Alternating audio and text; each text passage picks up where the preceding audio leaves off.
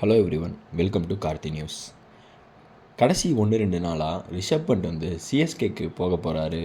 இந்த ஆக்ஷன் முன்னாடி ட்ரேடில் சிஎஸ்கே வந்து ரிஷப் பண்ட்டை எடுக்க போகிறாங்க அப்படின்னு நிறையா ரூமர் போயிட்டுருக்கு. இது ரூமரா இல்லை ஒரிஜினலான இன்ஃபர்மேஷனா அப்படிங்கிறது தெரியல. ஆனால் நம்ம இந்த மூவுக்கு முன்னாடி டெல்லி கேபிட்டல்ஸ் ரிஷப் பண்ட்டை விடுவாங்களா அப்படின்னு பார்ப்போம். ரிஷப் பண்ட் பொறுத்தவரை அண்டர்-19 வேர்ல்ட் கப் முடிஞ்ச உடனே வந்த ஐபிஎல்லையே எடுத்தாங்க. ரிஷப் பண்ட்டை முதல்ல இருந்து நல்லா பேக் பண்ணாங்க. 2018 ஐபிஎல் ஆக்ஷனில் ரிஷப் பண்ட்டை ரீட்டைன் பண்ணாங்க. அதுக்கு அடுத்து ஸ்ரேயாஸ் ஐயர் கேப்டனாக இருந்து அவர் இன்ஜுரி ஆனப்போ ரிஷப் பண்ட்டை கேப்டனாகவும் பண்ண வச்சாங்க. அதுக்கப்புறம் ஸ்ரேயாஸ் ஐயர் அனுப்பிட்டு ரிஷப் பண்ட்டை கண்டினியூ பண்ணாங்க. ரிஷப் பண்ட் ஆக்சிடெண்ட் ஆகி விளையாட முடியாது இருந்த நிலமையில் ரிஷப் பண்ட்டை கிரவுண்டுக்கு கூட்டிகிட்டு வந்து மேட்ச் பார்க்க வச்சாங்க. டீம் கூட பேச வச்சாங்க.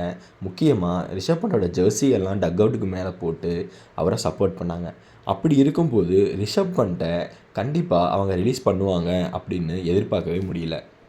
ரிஷப் பண்ட் தான் இந்தியாவோட நம்பர் 1 விக்கெட் கீப்பர் பேட்ஸ்மேன்.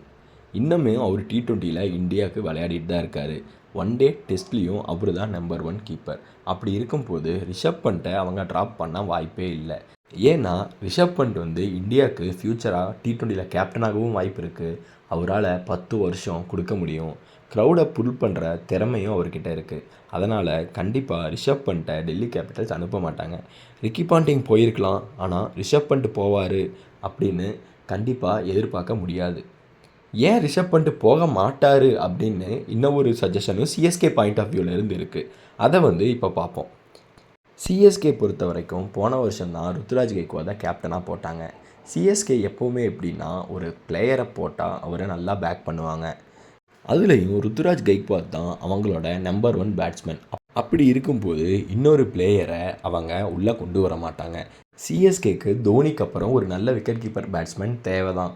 ஆனால் ஆல்ரெடி அவங்கக்கிட்ட ஒரு கேப்டன் இருக்காங்க. இப்போது ரிஷப் பண்ட்டை மறுபடியும் உள்ளே கொண்டு வந்தால் மும்பை இந்தியன்ஸ்க்கான அதே நிலைமை தான் ஆகும். ஃபேன்ஸ் வந்து ருத்துராஜ் கிட்ட நல்லா ஜெல் ஆகிட்டாங்க. இப்போது இன்னொரு கேப்டனை உள்ளே கொண்டு வந்தால் யாரை கேப்டனாக போடுவீங்க? யாரை வந்து டிமோட் பண்ணுவீங்க? ரிஷப் பண்ட்டு ஆல்ரெடி கேப்டன் பண்ணிவிட்டு இங்கே வந்து கேப்டனாக இல்லாமல் இருக்க மாட்டார்.